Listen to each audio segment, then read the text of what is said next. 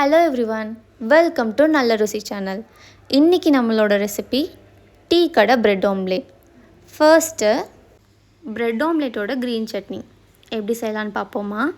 ஒரு கைப்பிடி மல்லி, புதினா, இஞ்சி பூண்டு, 2 பச்சை மிளகா, கொஞ்சம் சீரகம், கொஞ்சம் பொட்டுக்கடலை, இதெல்லாம் ஒரு மிக்ஸி ஜாரில் ஆட் பண்ணி கொஞ்சம் தண்ணி சேர்த்து அரைச்செடுத்து அதோட லைட்டாக உப்பு போட்டு கலக்கணுன்னா green chutney ready.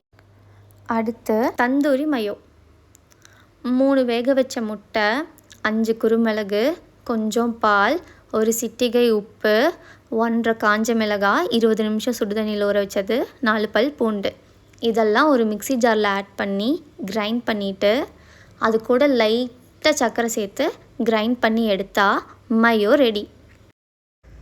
Pan medium heat ஆனோடனே அதில் ஒரு ஸ்லைஸ் ஆஃப் பட்டரை ஃபுல்லாக கோட் பண்ணிவிட்டு 1.5 முட்டை அடித்து எடுத்துக்கோங்க. அதை பேனில் ஊற்றி ஸ்ப்ரெட் பண்ணி விட்டுட்டு 2 பீஸ் ப்ரெட் ஆட் பண்ணிக்கலாம். ஒரு பீஸ் ப்ரெட்டில் க்ரீன் சட்னி, இன்னொரு பீஸ் ப்ரெட்டில் மயோ. இந்த ப்ராசஸ் பண்ணும்போது நம்மளோட பர்னர் வந்து லோ டு மீடியமில் இருக்கணும், அப்போ தான் அடி பிடிக்காமல் ப்ரெட் ஆம்லேட் வரும். ஃபுல்லாக ஸ்ப்ரெட் பண்ணி விட்டுக்கலாம். இப்போது ஓரளவுக்கு ப்ரெட் ஆம்லேட் வெந்திருக்கும்.